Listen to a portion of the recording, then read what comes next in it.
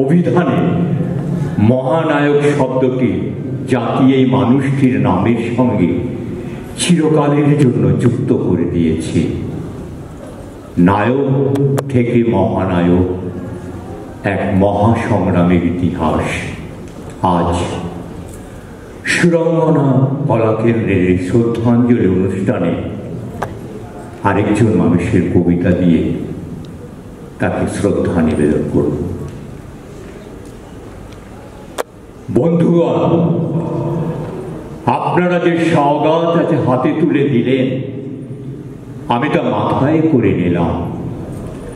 আমার সকল তনু মন প্রাণ আজ বীণার মতো বেজে উঠেছে। তাতে একটি মাত্র সুর ধ্বনিত হয়ে উঠেছে, আমি ধন্য হলুম, আমি ধন্য হলুম। আমায় অভিনন্দিত আপনারা সেই দিনই করেছেন যেদিন আমার লেখা আপনাদের ভালো লেগেছে।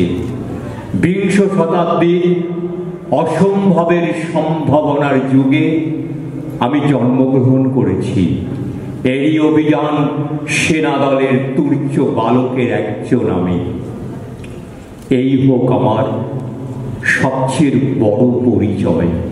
আমি এই দেশে, এই সমাজে জন্মেছি বলেই শুধু এই দেশেরই, এই সমাজেরই নই, আমি সকল দেশের সকল মানুষের।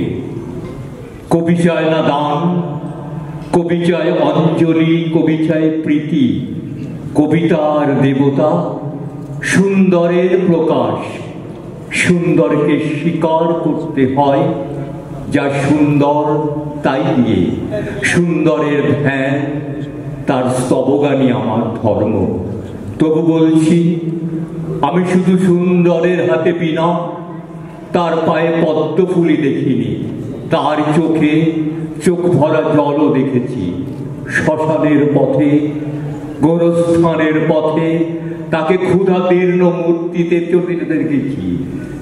যুদ্ধভূমিতে তাকে দেখেছি, অন্ধকারের তাকে দেখেছি, ফাঁসির মঞ্চে তাকে দেখেছি। আমাকে বিদ্রোহী বলে খামাখা লোকের মনে ভয় ধরে দিয়েছেন কেউ কেউ। এই নিরীহ চাঁদটাকে আছড়ে কামড়ে কেড়ে নিয়ে বেড়াবার ইচ্ছা আমার কোনো দিনই ছিল না। আমি বিদ্রোহ করেছি অন্যায়ের বিরুদ্ধে, অত্যাচারের বিরুদ্ধে, যা মিথ্যা, কলুষিত, পুরাতন, পচা, সেই মিথ্যা সনাতনের বিরুদ্ধে, ধর্মের নামে ভণ্ডামি আর কুসংস্কারের বিরুদ্ধে। কেউ বলে আমার বাণী জবন, কেউ বলেন কাফির। আমি বলি ও দুটোর কোনোটাই নয়। আমি কেবলমাত্র হিন্দু মুসলমানকে এক জায়গায় ধরে এনে হ্যান্ডশেক করাবার চেষ্টা করেছি। গালাগালিকে গলাগলিতে পরিণত করার চেষ্টা করেছি। সে হাতে হাত মেলানো যদি হাতাহাতির চেয়ে অশোভন হয়ে থাকে, তবে তার আপনা আপনি আলাদা হয়ে যাবে। আমার গাঁট ছেঁড়ার বাঁধন কাটতে তাদের আর বেগ পেতে হবে না। কেননা একজনের হাতে আছে লাঠি, আরেকজনের আস্তিনে আছে ছুরি। হিন্দু মুসলমানে দিন রাত হানাহানি, জাতিতে জাতিতে বিদ্বেষ, যুদ্ধ বিগ্রহ, মানুষের জীবনে একদিকে কঠোর দারিদ্র, ঋণ, অভাব, অন্যদিকে লোভী অসুরের চোখের ব্যাংকে কোটি কোটি টাকা পাষাণ ধ্বংসস্তূপের মতো জমা হয়ে আছে।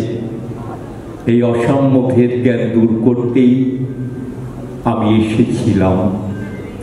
আমার কাব্যে, আমার সঙ্গীতে, আমার কর্মজীবনে অভেদ সুন্দর সাম্যকে প্রতিষ্ঠিত করেছিলাম।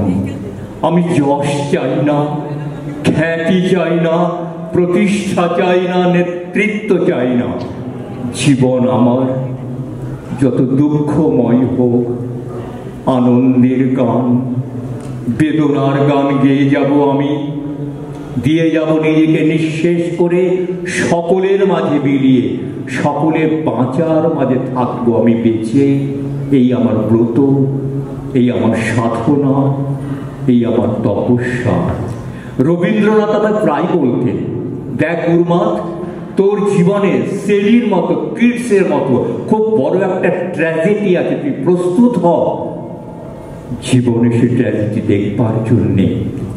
আমি কতদিন অকারণে অন্যের জীবনকে অশ্রুর পরশায় আচ্ছন্ন করে দিয়েছি, কিন্তু আমারই জীবন রয়ে গেল বিশুষ্ক মরুভূমির মতো তপ্ত, মেঘের ঊর্ধ্বে শূন্যের মতন কেবল হাসি, কেবল গান, কেবল বিদ্রোহ। আমার বেশ মনে পড়ছে আমার জীবনে এক অলিখিত কাহিনীর কথা। আমার ছেলে মারা গেছে, আমার মন তীব্র পুত্র শোকে যখন ভেঙে পড়েছে, ঠিক সেই দিন সেই সময় আমার বাড়িতে হাসনাহানা ফুটেছে। আমি প্রাণ ভরে সেই হাসনাহানার গন্ধ উপভোগ করেছিলাম।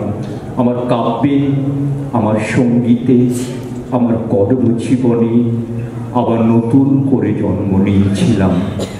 যেদিন আপনাদের প্রেমের প্রবল টানে আমাকে আমার একাকিত্বের পরম শূন্য থেকে অসময় নেমে আসতে হয়, সেদিন মনে করবেন না আমি সেই নজরুল, মনে করবেন পুণ্যত্বের তৃষ্ণা নিয়ে যে একটি অশান্ত তরুণ এই ধরায় এসেছিল, অপূর্ণতার বেদনায় তারই বিগত আত্মা যেন স্বপ্নে আপনাদের মাঝে কেঁদে গেল।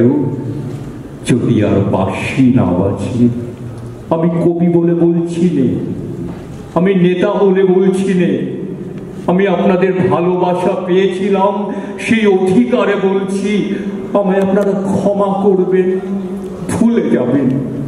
বিশ্বাস করুন, আমি কবি হতে আসিনি, আমি নেতা হতে আসিনি, আমি প্রেম দিতে এসেছিলাম, প্রেম পেতে এসেছিলাম। সেই প্রেম পেলাম না বলে এই প্রেমহীন নিরস পৃথিবী থেকে নীরব অভিমানে চিরদিনের মতো বিদায় নিলাম। নমস্কার।